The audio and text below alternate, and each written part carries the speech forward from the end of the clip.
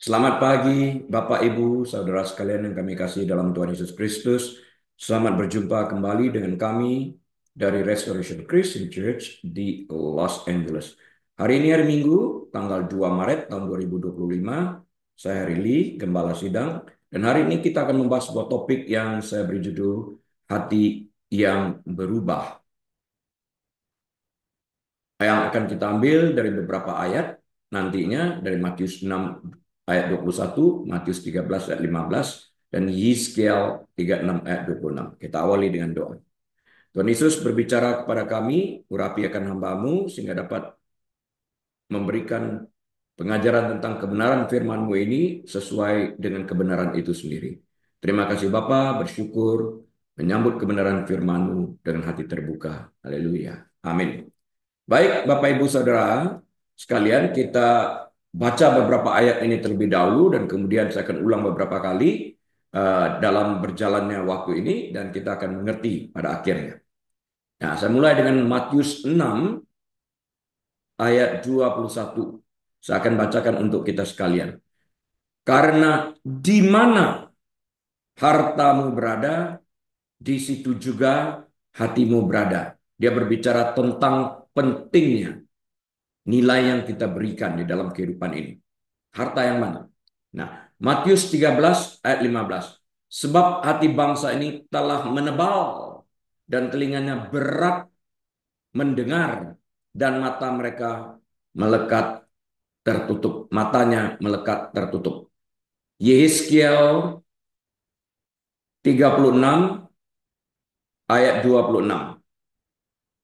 Kamu akan kuberikan hati yang baru dan roh yang baru di dalam batinmu, dan aku akan menjauhkan dari tubuhmu hati yang keras dan kuberikan kepadamu hati yang taat.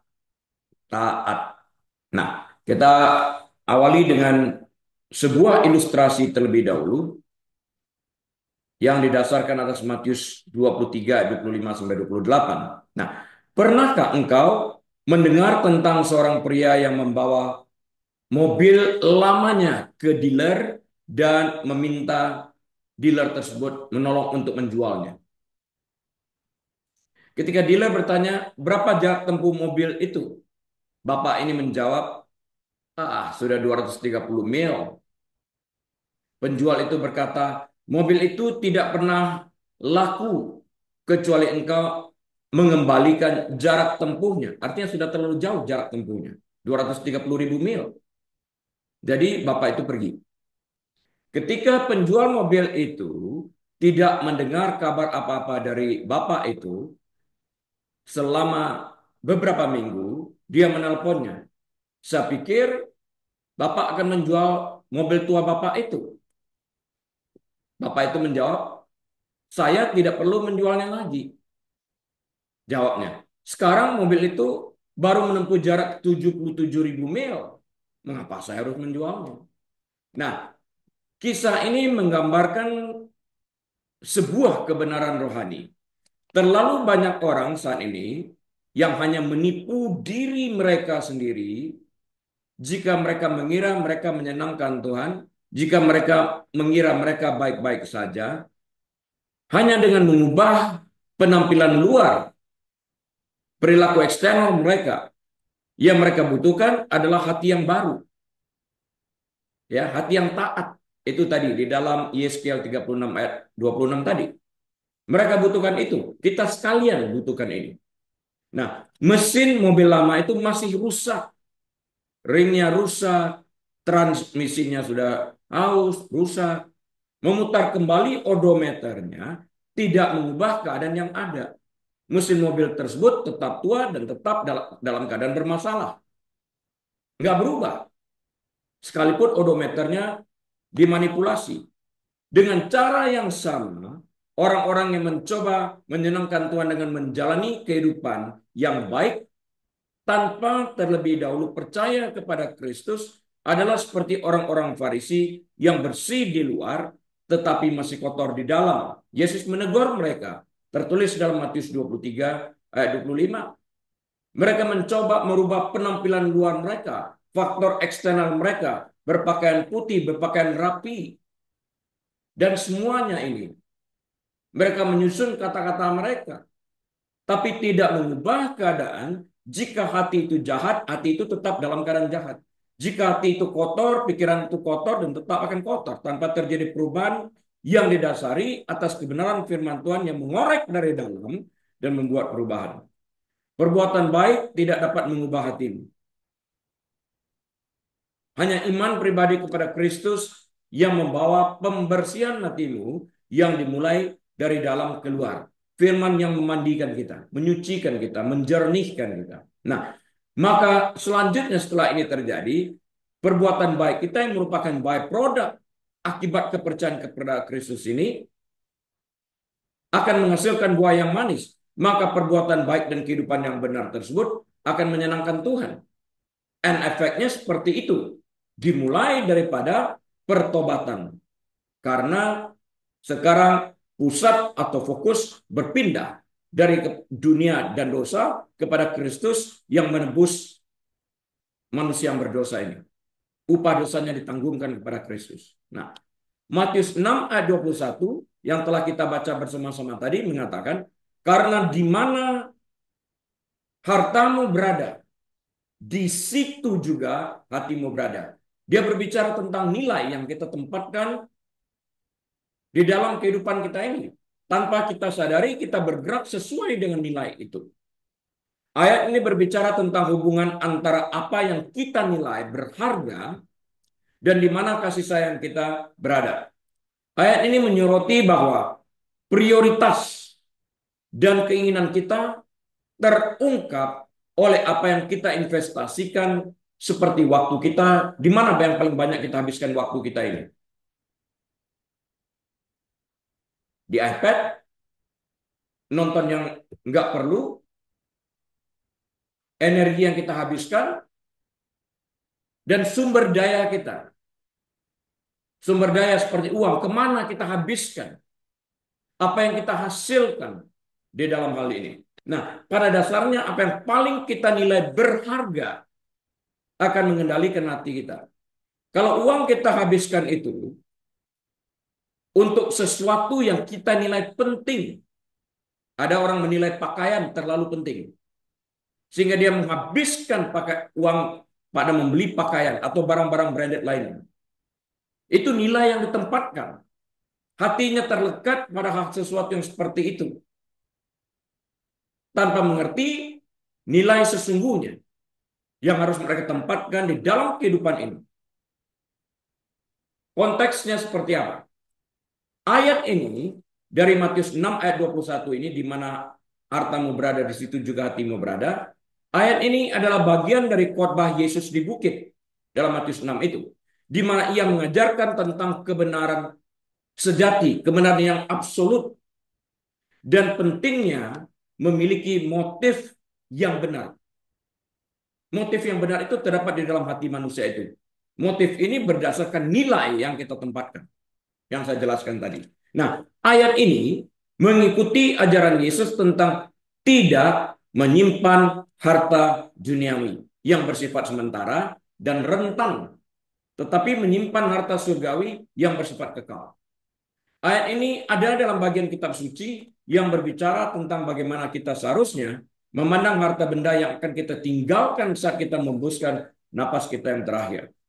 Tidak salah orang bekerja rajin, tidak salah orang mengumpulkan uang, semua itu tidak salah.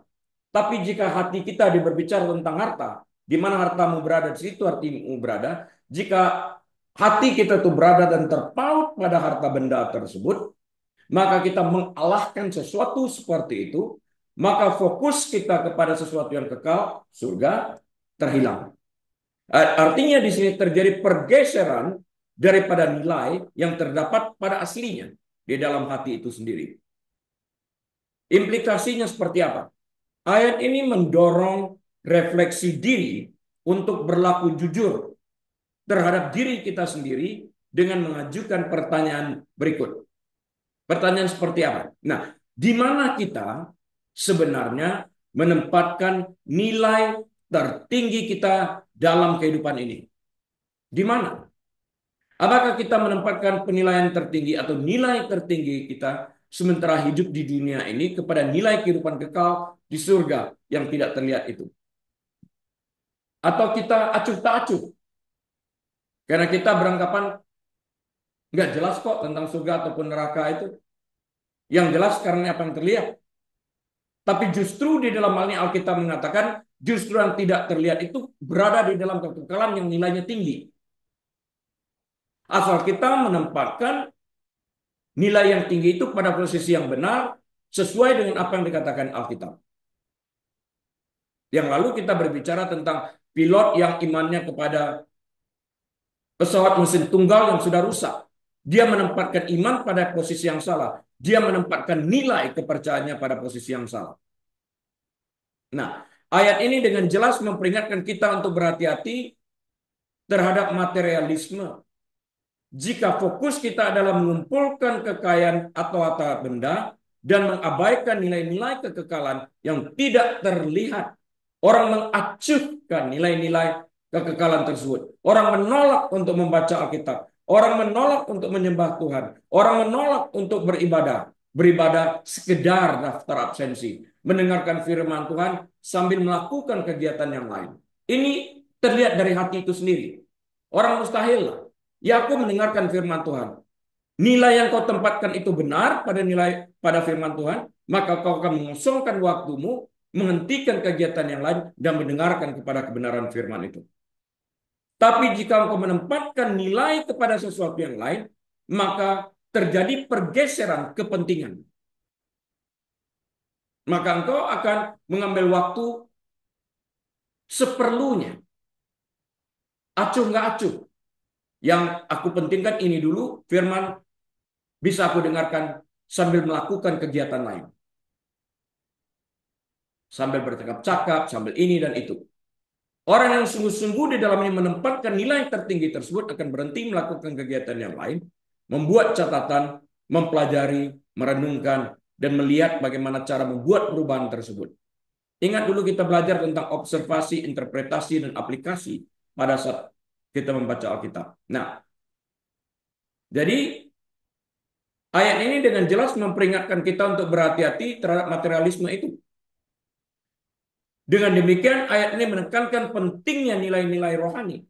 Jika kita memprioritaskan Tuhan dan kerajaannya, hati kita akan tertarik pada hal-hal tersebut. Maka yang lain kita kerjakan setelah kita menghampiri Tuhan, menempatkan fokus kita kepada Tuhan, maka Tuhan yang mengetahui segala kebutuhan kita ini akan memberkati kita, akan memberikan nikmat, marifat, bagaimana cara kita harus mengerjakan apa yang harus kita kerjakan di dalam kehidupan kita ini.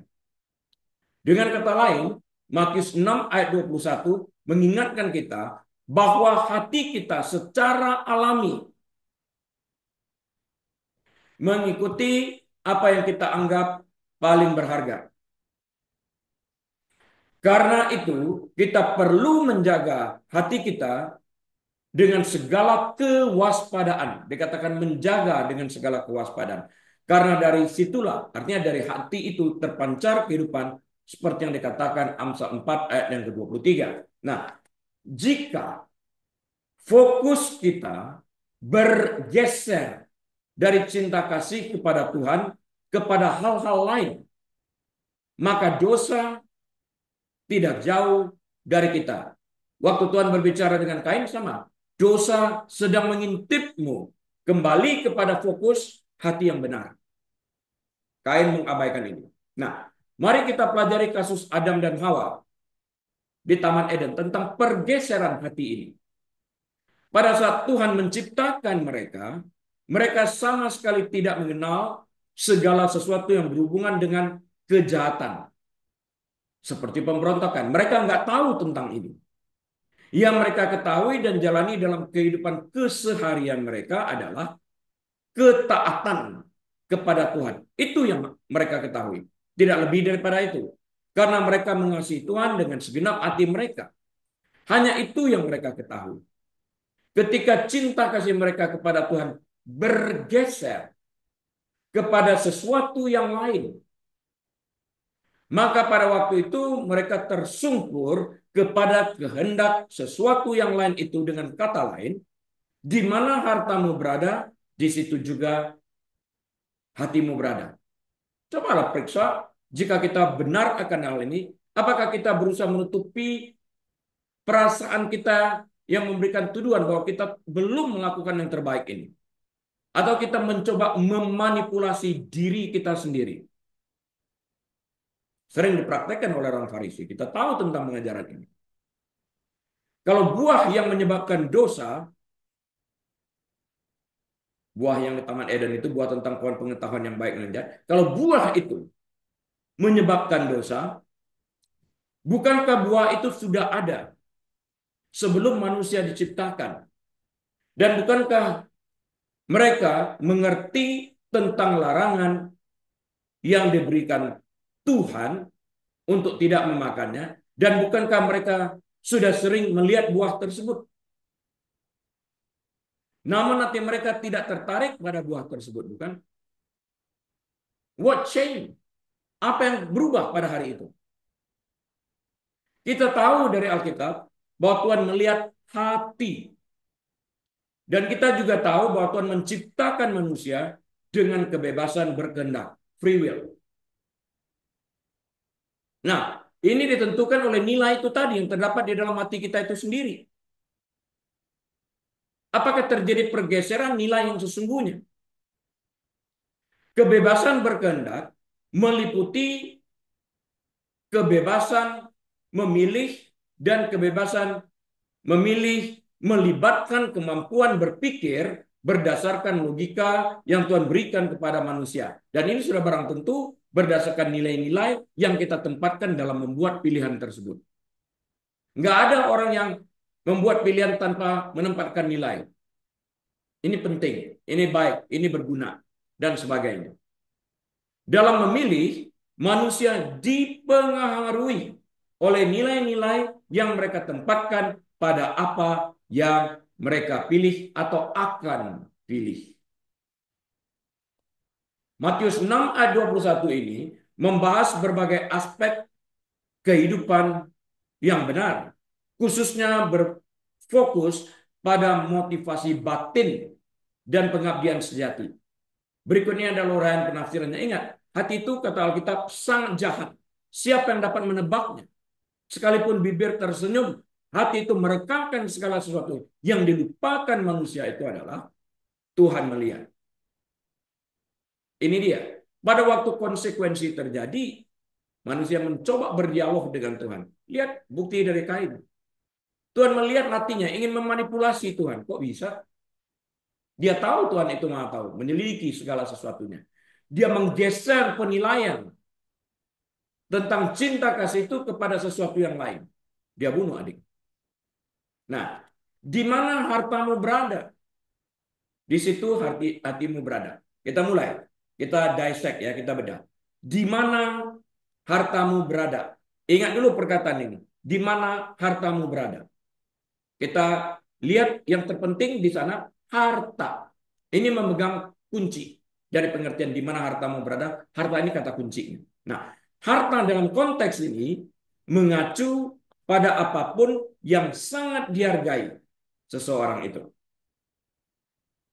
Sesuatu yang dinilai tertinggi itu hartanya. Karena itu Tuhan berkata, kumpulkan harta di surga.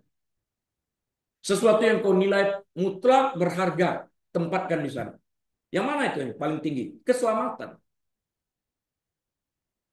Tidak terbatas pada uang atau harta benda, tetapi mencakup apapun yang memiliki arti penting bagi seseorang. Ada orang melihat kekayaan materi itu penting bagi dia sehingga menimbulkan keserakan. Dia nggak peduli tentang hal ini. Status dan pengakuan. Sehingga dia rela melakukan apa juga demi mempertahankan statusnya. Apakah dia menjadi diktator? Ingin mendapatkan pengakuan orang, karena itu dia berusaha menaikkan rasa percaya dirinya dengan branded items. Dia menempatkan itu sebagai penilaian yang tertinggi. Sebuah pemikiran yang salah. Dia menginginkan orang mengakui validasi di dalam kehidupan itu sendiri. Apakah kita berubah dengan memakai pakaian sederhana? Sama sekali tidak. Yang menentukan itu adalah hati kita itu sendiri. ambisi pribadi. Nah, ambisi ini nanti kita lihat perbedaan ambisi dengan kesombongan.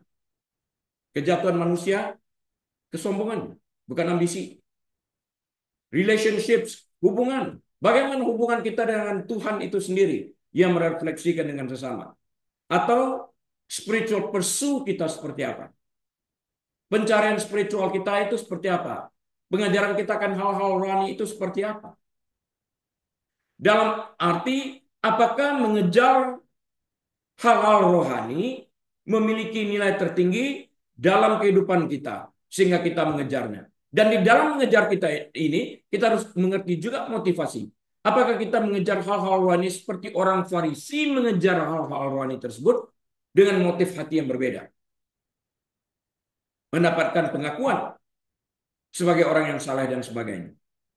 Atau pencarian spiritual tersebut merupakan anjang pertontonan untuk menunjukkan bahwa engkau adalah seorang saleh seperti orang Farisi, atau pencarian hal-hal rohani ini justru membawa kepada pertobatan, membuat pertobatan dan menghasilkan buah yang sesuai dengan pertobatan tersebut.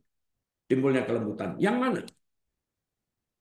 Penekanannya adalah pada apa yang seseorang investasikan berdasarkan nilai yang ditempatkan. Orang tidak akan memberikan investasi kalau dia tidak memiliki nilai terhadap sesuatu yang olehnya dia akan berinvestasi. Waktunya, energinya, sumber dayanya. Orang yang sekolah kedokteran bertahun-tahun sampai sekolah selesai menjadi tenaga ahli mungkin 12 tahun. Dia investasikan di sana. Waktu, energinya, pikirannya, semuanya, uangnya, dananya. Karena dia melihat sesuatu yang penting di sana, ada nilai yang ditempatkan. Orang-orang yang peduli terhadap sesama manusia, mengkontribusikan waktunya, memberikan sesuatu kepada kepentingan masyarakat, mengembalikan sebagian kepada masyarakat. Kita melihat banyak organisasi-organisasi yang melakukan itu, baik di luar negeri maupun di dalam Indonesia sendiri. Kita lihat tentang hal itu. Nah, penekanannya adalah pada apa yang seseorang investasikan. Dan itu berdasarkan nilai yang ditempatkannya. Kita lihat dari waktunya. Kalau orang itu banyak menginvestasikan waktunya untuk terus-menerus panjang hari berada di depan iPad nonton entah apa yang ditonton, kita tahu orang itu nilai kehidupannya seperti apa. Energi yang dibuang percuma, waktu berjalan dan tidak pernah akan kembali lagi. Dan akhirnya berpikir, aku di mana ya? Sumber daya yang Tuhan percayakan kepadanya dihabiskan di tempat yang tidak berarti. Kemudian disambung, di sana juga lah hatimu berada. Hati di sini, kalau tadi sudah kita lihat harta sesuatu yang kita nilai paling tinggi, di sana juga lah hatimu berada. Hati di sini memegang kata kunci. Hati dalam istilah Alkitab mewakili pusat keberadaan seseorang, termasuk pemikirannya, pikirannya ya, keinginannya, dan perasaan compassion mereka, kasih sayang mereka. Bagian ayat ini menyoroti korelasi langsung antara apa yang dihargai seseorang dan di mana fokus emosional dan mental mereka berada. Itu setara, selaras, sejalan. Ya, intinya apa yang kita prioritaskan menentukan gairah dan perhatian kita. Seperti itu.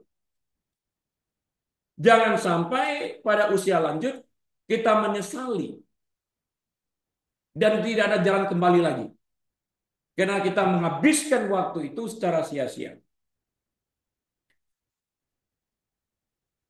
Dana yang kita miliki, kita habiskan dengan sia-sia. Penting kita mengarahkan pikiran kita dan hati kita pada hari ini untuk kembali menempatkan nilai yang tertinggi di dalam kehidupan ini. Sehingga kita akan berjalan sesuai dengan itu.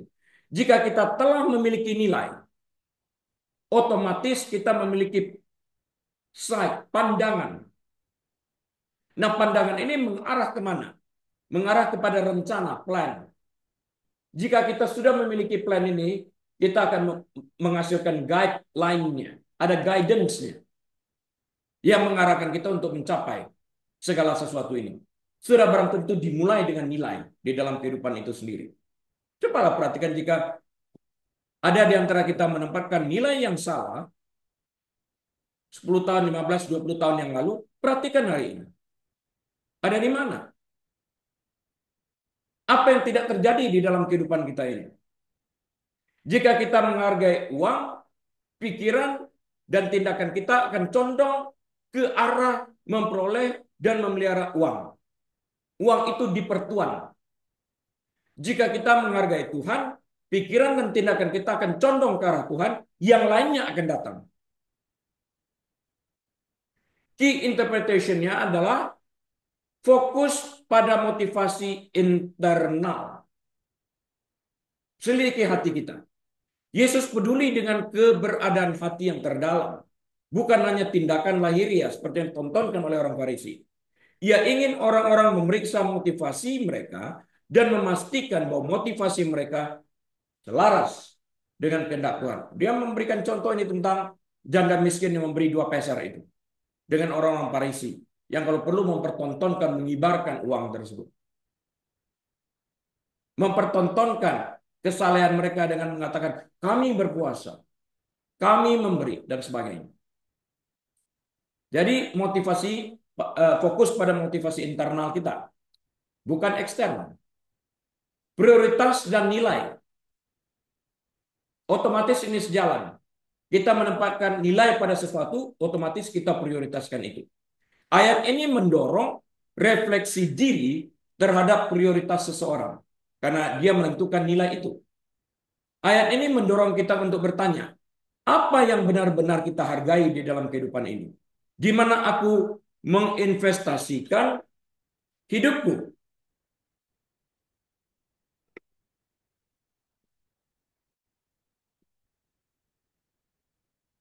Implikasi rohaninya seperti apa? Dalam konteks khotbah di bukit yang lebih luas, Yesus membandingkan harta duniawi dengan harta surgawi. Ia mendorong orang-orang untuk menyimpan harta di surga yang tidak terlihat ini, di mana ngengat tidak akan makan, perampok tidak akan ambil. Kekal. Yang kekal dan aman adanya. Daripada berfokus pada harta duniawi yang bersifat sementara dan cepat berlalu. Orang yang terfokus pada hal-hal duniawi seperti ini, hatinya melekat kepada dunia ini yang akan berlalu suatu saat. Langit bumi berlalu, firman-Ku tetap, kata Tuhan.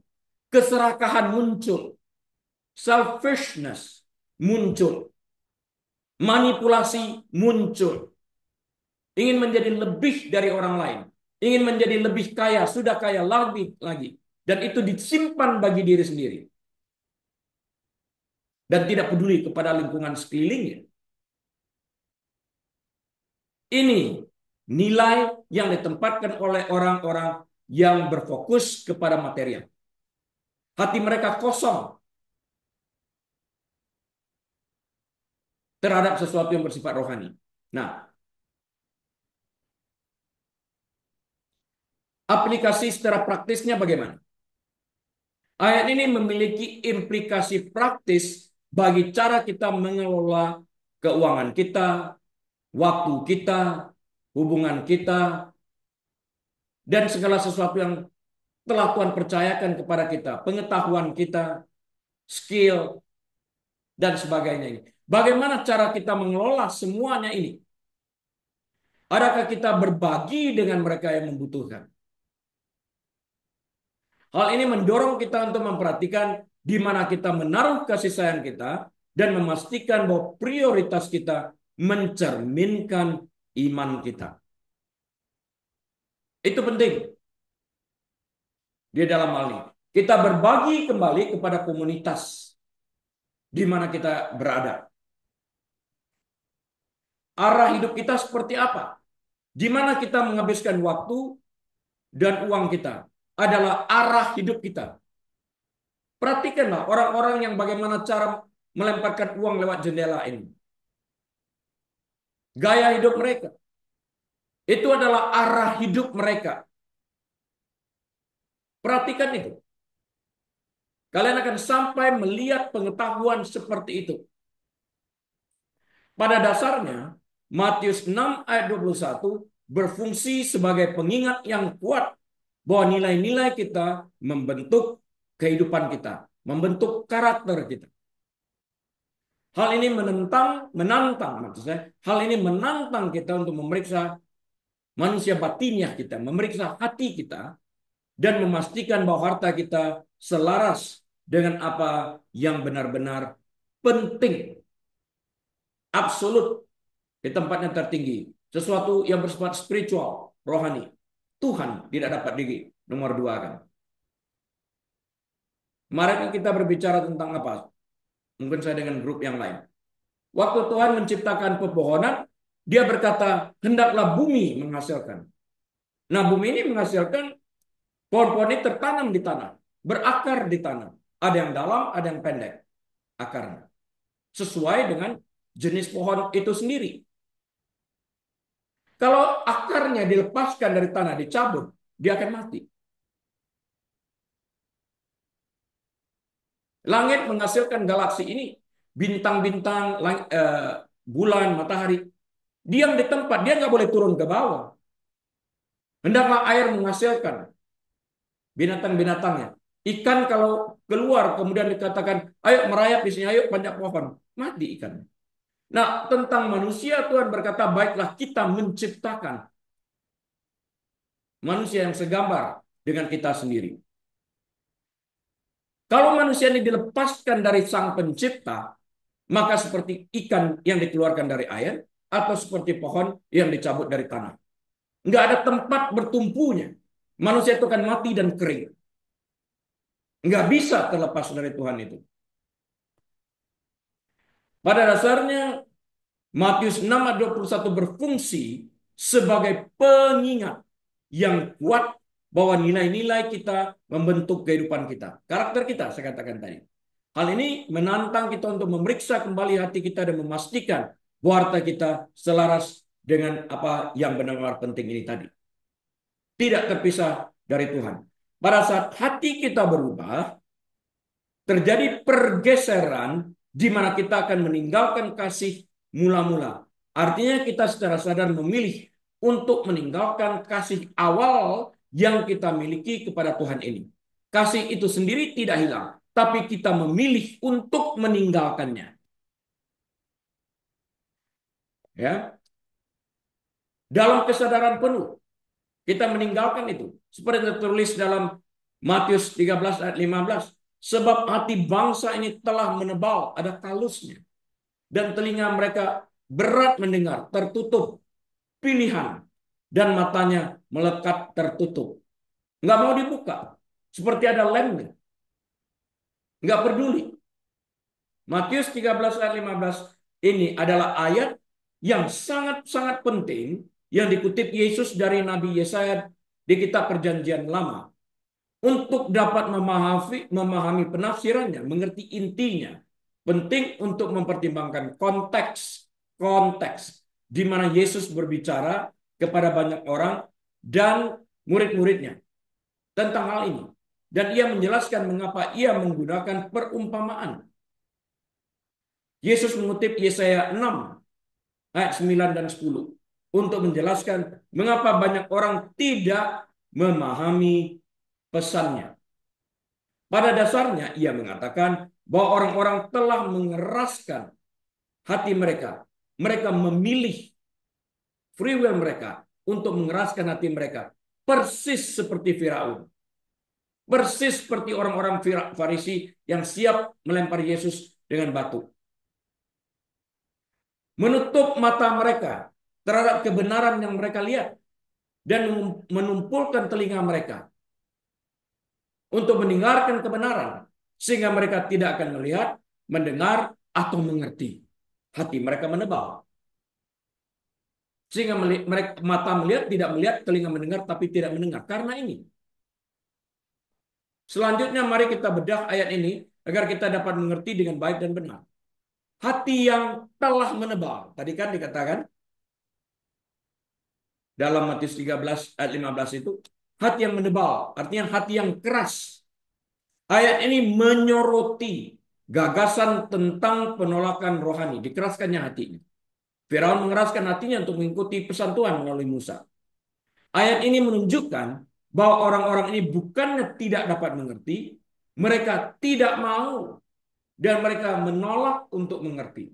Mereka tertutup. Buktinya itu orang Farisi memojokkan Yesus di sebuah tempat di Serambi Salomo, membawa batu. Batu nggak ada di dalam ruangan itu. Batu mereka ambil dari luar. Artinya mereka sudah mempersiapkan. Paksa Yesus untuk bercerita. Mengatakan pendapatnya kembali tentang I'm the light of the world, akulah terang dunia. Yang kemudian dijelaskan lagi oleh dia lebih daripada itu. Aku dan Bapa satu. Nah mereka datang sudah mengeraskan hati mereka. Tahu dari mana mempersiapkan batu untuk merajam Yesus. Ini yang salah. Dari hati yang bergeser. Sekalipun mereka memiliki hukum Taurat. Mereka menolak. Nah, mereka telah membuat pilihan secara sadar untuk menolak kebenaran. Sekalipun kebenaran tentang siapa Yesus itu tertulis dalam kitab Taurat mereka. Hati yang menebal ini menyiratkan keadaan keras kepala dan penolakan untuk bertobat. Keras kepala. Diberi nasihat nggak bisa. Banyak orang seperti ini. Menjelang ajal menjemput mereka, tetap saja menolak untuk membuka hati menerima Yesus. Sebagaimana mereka hidup dalam penolakan, demikianlah mati. Mati mereka juga akan tertolak. Berapa banyak penolakan-penolakan terjadi, termasuk di rumah sakit. Melihat situasi yang ada, mereka menolak. Mereka memilih yang lain. Seorang lawyer, livernya hancur karena minum alkohol terlalu banyak. Yang terakhir dia beli NyQuil beberapa botol, dihabisin. Ada liver yang cocok bagi dia. Harus segera dilakukan transplantasi. Dokter mengajukan pertanyaan, apakah Anda bersedia komit menghentikan ini dan masuk program yang telah ditentukan? I will think about that. Aku akan pikirkan. Kamu nggak punya waktu lagi untuk berpikir. Harus ditentukan sekarang ini, harus segera dimulai. Liver transplantasi ini. Dia tolak. Besoknya dia mati. Berapa sering kita melihat sesuatu advis yang bijaksana ditolak karena mereka menempatkan nilai yang salah di dalam kehidupan itu sendiri. Gambaran mata melekat tertutup dan telinga berat mendengar melambangkan kurangnya persepsi rohani. Kalau telinganya berat mendengar dan mata tertutup itu menunjukkan ketulian rohani dan kebutaan rohani. Ya. Nah, beberapa penafsiran melihat ini sebagai bentuk penghakiman ilahi. Karena manusia telah berulang kali apa? Berulang kali menolak. Ya, berulang kali menolak dan menolak lagi kebenaran Tuhan. Tuhan mengizinkan mereka untuk menolak lebih lagi. Hal mana menyebabkan hati mereka semakin menebal. Contoh yang paling tepat itu adalah Firaun. Intinya, jika manusia menolak untuk melihat terang, mereka akan tetap tinggal dalam kegelapan. Jika mereka menolak kebenaran, mereka tetap akan tinggal dalam kepalsuan. Jika mereka menolak Yesus sebagai satu-satunya juru selamat, mereka akan tinggal dalam kegelapan neraka. Nah, ayat ini sebenarnya menggarisbawahi pentingnya memiliki hati yang menerima. Jangan buru-buru untuk memahami kebenaran rohani.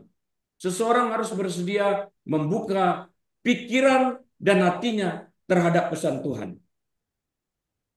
Ini menunjukkan bahwa ada tanggung jawab pribadi dalam cara manusia bereaksi terhadap firman Tuhan. Bagaimana cara kita bereaksi terhadap firman Tuhan? Apakah kita menempatkan nilai tertinggi kepada firman tersebut sehingga kita duduk diam, mendengarkan, membuat catatan, atau sambil melakukan kegiatan aktivitas lainnya.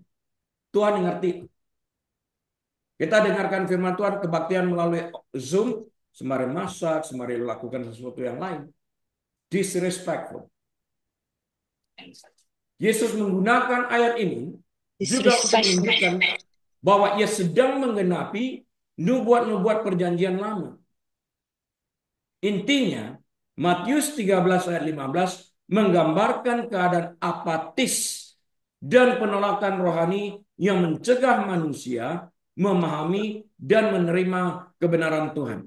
Ini berfungsi sebagai peringatan terhadap pengerasan hati dan penolakan wahyu ilahi. Pertanyaan yang harus kita jawab adalah, di mana posisi kita pada hari-hari ini? Dan menyadari bahwa ini adalah akhir zaman.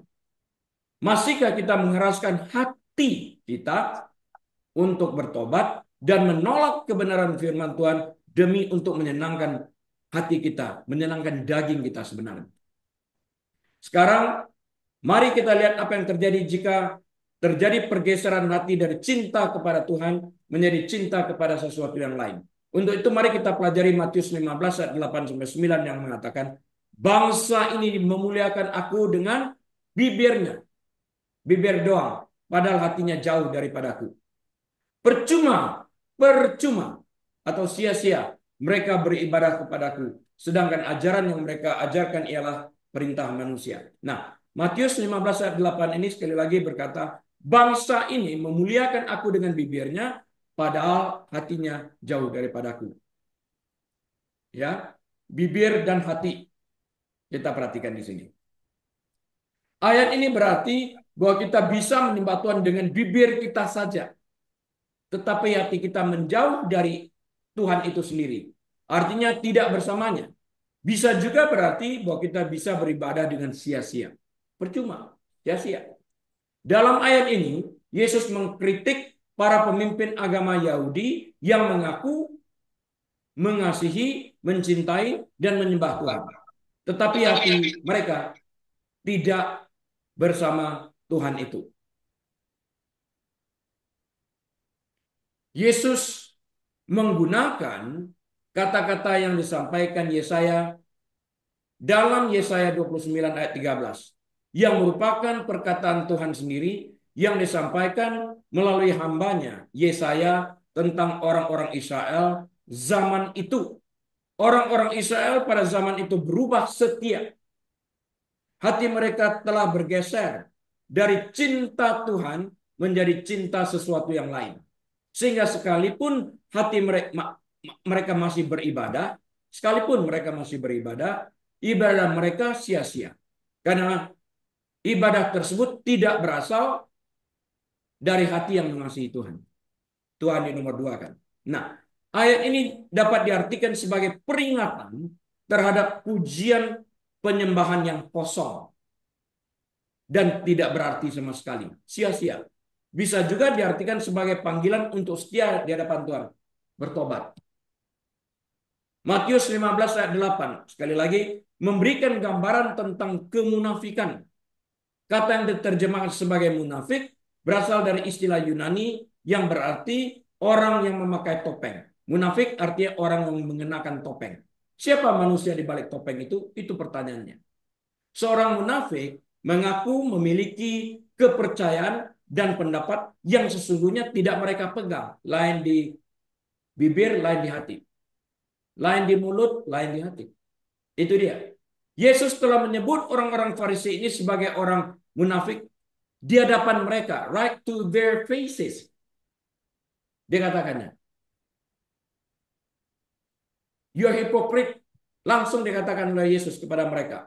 Setelah menunjukkan bahwa mereka menggunakan tradisi untuk memberikan orang-orang pengecualian dari perintah Allah untuk menghormati orang tua mereka. Yesus menyatakan bahwa mereka menjadikan firman Allah tidak berarti, tertulis dalam Matius 15 ayat 4-6. Matius 15 ayat 5 berkata, barang siapa berkata kepada bapaknya atau kepada ibunya, apa yang ada padaku yang dapat digunakan untuk pemeliharaanmu, sudah digunakan untuk persembahan kepada Allah. maka orang itu bebas dari menghormati orang tuanya. Diberikan pengecualian. Ini salah. Bukankah ini sebuah kemunafikan? Tuhan mengutamakan manusia yang diciptakan setara segambar dengan dia itu memiliki ranking atas. Bukan persembahan ini. Bukan persembahan itu. Orang yang sakit parah perlu dibawa ke rumah sakit, perlu dana dan biaya. Jangan sampai kita mengatakan dananya sudah dihabiskan supaya kelihatan kau saleh untuk persembahan. Dan kau biarkan orang tuamu mati. Alkitab melarang ini. Sekarang Yesus menerapkan nubuat dari Yesaya 29 ayat 13 kepada orang-orang Farisi. Nubuat yang disampaikan Nabi Yesaya dalam Yesaya 29 ayat 13 berbunyi sebagai berikut. Dan Tuhan telah berfirman, ini dari perjanjian lama. Oleh karena bangsa ini mendekat dengan mulutnya dan memuliakan aku dengan bibirnya, padahal hatinya menjauh daripadaku, dan ibadahnya kepadaku hanyalah perintah manusia yang dihafalkan. Ini Yesus mengulang kembali pernyataan Tuhan yang disampaikan melalui hambanya Nabi Yesaya. Ratusan tahun sebelum Yesus dilahirkan. Yesus menjelaskan bahwa kata-kata ini berlaku juga bagi orang-orang yang berdiri di hadapannya, itu kaum Farisi yang dimaksudkan Yesus itu. Ya. Tuhan berkata kepada Yesaya bahwa orang Israel menghormatinya dengan kata-kata mereka, tetapi tidak dengan ketulusan dan kebenaran, karena hati mereka nggak di sana. Kata-kata doang, munafik. Mereka hanya mengikuti kebiasaan beragama. Mereka berpura-pura dengan mengatakan semua hal yang benar pada saat yang tepat, memberikan nasihat. Namun mereka tidak berkomitmen kepada Allah di dalam hati mereka terhadap apa yang mereka ajarkan. Karena itu Yesus berkata kepada muridnya, boleh belajar daripada orang Farisi, karena mereka menguasai hukum Taurat dengan baik, hanya jangan tiru perbuatan mereka, karena mereka mengerti tapi tidak melakukan apa yang mereka pahami. Mereka mengabdikan diri kepada sistem agama, bukan kepada Allah yang seharusnya dihormati. Inilah kemunafikan dalam arti yang sesungguhnya.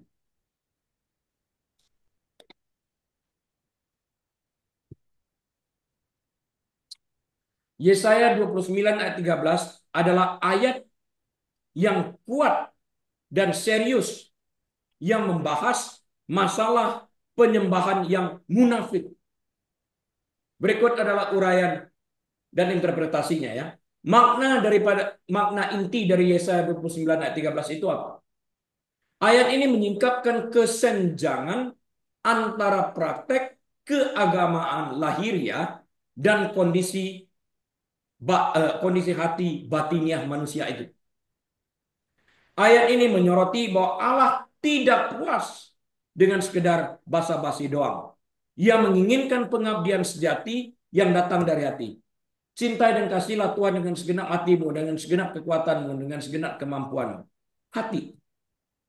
Ayat ini mengutuk penyembahan yang didasarkan pada tradisi dan aturan manusia. Tinggalkan segala persembahanmu itu. Koreksi diri, hati itu. Berdamai. Bukan pada hubungan sejati dengan Allah ya. Ayat ini mengutuk penyembahan yang didasarkan pada tradisi dan aturan manusia, bukan pada hubungan sejati dengan Allah.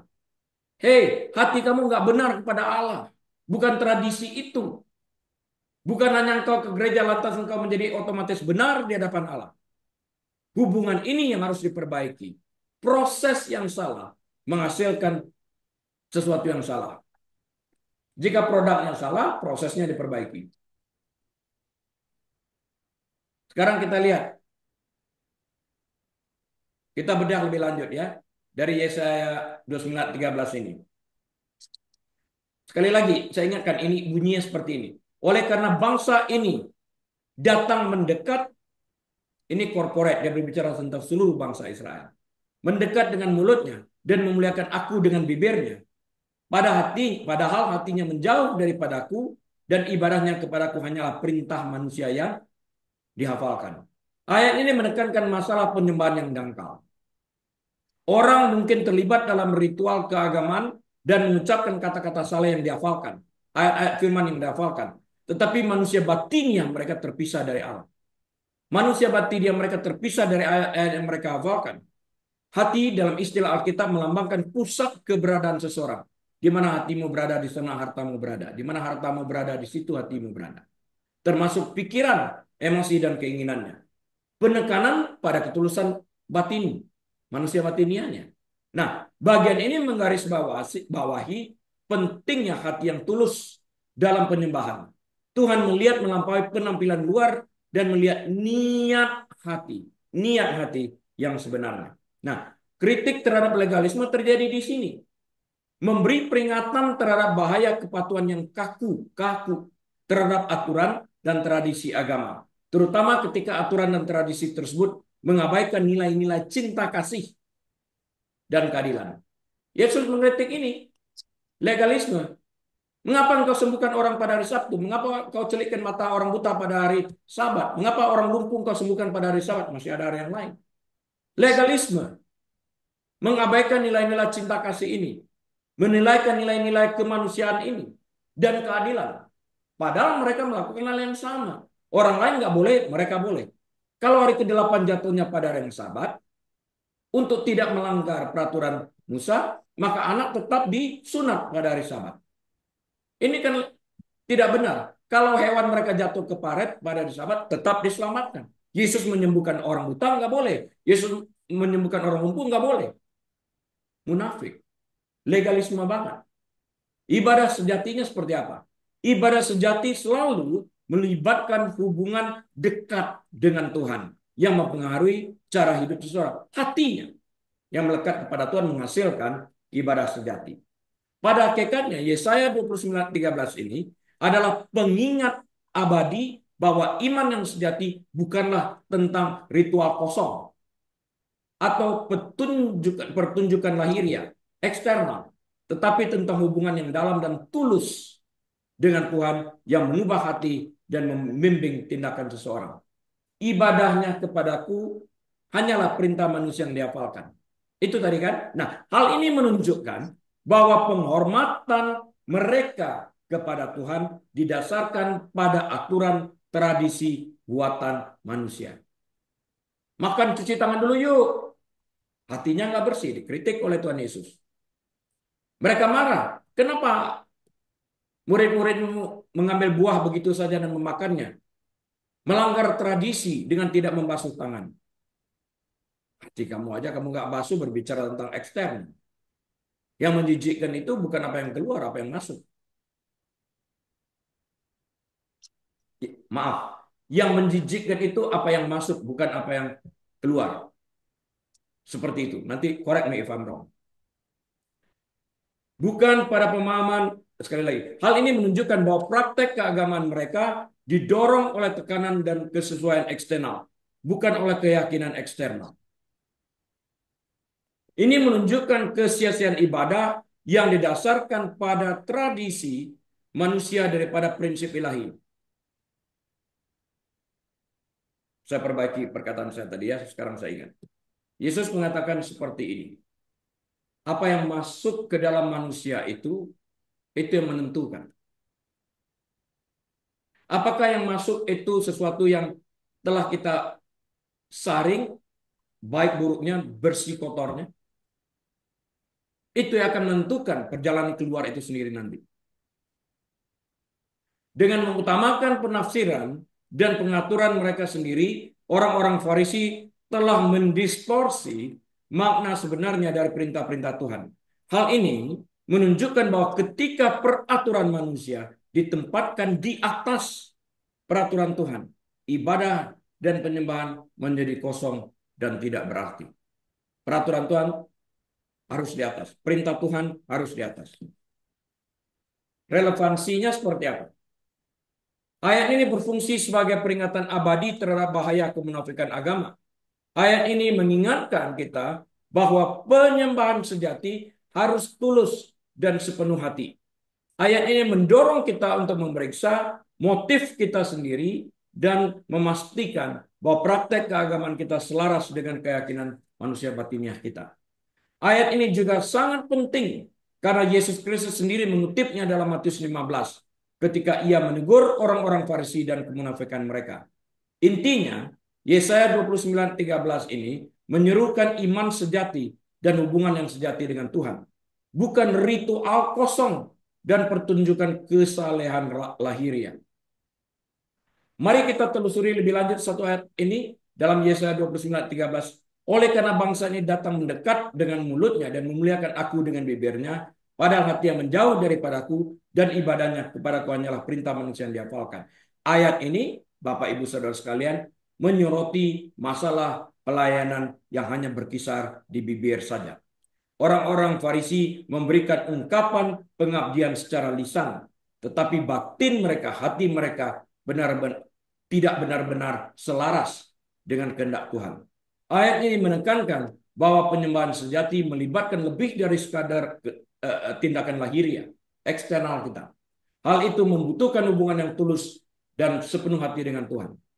Kesimpulan saya apa dari pengajaran pagi hari ini? Hati yang memegang peranan penting harus kita catat bahwa hatilah yang memegang peranan penting untuk menentukan hubungan kita dengan Tuhan. Pada saat cinta kita kepada Tuhan yang seharusnya berakar di hati manusia, bergeser kepada hal-hal duniawi lainnya, maka sesungguhnya manusia telah melangkah keluar dari batasan yang ditetapkan Allah, yaitu untuk mengasihinya dengan segenap hati, dengan segenap akal budi, dan dengan segenap kekuatan. Menjadi mengasihi sesuatu yang lain. Keluar mereka dari konteks perintah. Sekalipun manusia masih tetap beribadah, namun ibadah itu tidak memiliki arti apa-apa karena hanya terdapat di bibir dan tidak berasal dari hati yang mengasihi. Dengan demikian Tuhan disingkirkan melalui pergeseran prioritas yang terdapat dalam hati. Mari kita membenahi hati kita, Bapak Ibu Saudara sekalian, dengan memprioritaskan kasih kepada Allah yang melampaui segala-galanya. Amin. Tuhan, kami terima kasih kebenaran firman-Mu sudah disampaikan, merupakan bagian kami untuk memeriksa kembali. Mari kita buka pintu hati kita, Bapak Ibu Saudara sekalian, dan angkat kedua tangan kita. Terimalah berkat Tuhan. Tuhan memberkati engkau dan melindungi engkau. Tuhan menyinari engkau dengan wajahnya dan memberi engkau kasih karunia. Tuhan menghadapkan wajahnya kepadamu dan memberi engkau damai sejahtera. Tuhan membuat engkau menjadi kepala, bukan ekor. Naik, tidak pernah turun. Diberkati saat engkau masuk, diberkati saat engkau keluar. Diberkati bakulmu, diberkati tempat adonanmu, diberkati kandunganmu, diberkati kesehatanmu, diberkati rumah tanggamu, diberkati pelayananmu, diberkati pekerjaanmu. Apapun yang kau kerjakan dengan kedua tanganmu, Tuhan yang membuat berhasil sehingga nama Tuhan dipermuliakan. Biarlah kita membuka lembaran waktu kita ini dengan hati penuh dengan ucapan syukur dan terima kasih, dengan hikmat marifat dari Allah Bapa, damai sejahtera dari Tuhan Yesus dalam persekutuan yang manis dan erat bersama dengan Tuhan Allah Roh Kudus saat ini, bahkan sampai selama-lamanya. Yesus Tuhan datang menjemput kita semua yang percaya kepadanya. Haleluya. Semua umat Tuhan menerima berkat bersama-sama berkata, amin. Tuhan Yesus memberkati. Baik, Bapak Ibu Saudara sekalian, atas izin Tuhan kita dapat berjumpa kembali minggu depan. Tuhan Yesus memberkati. Shalom.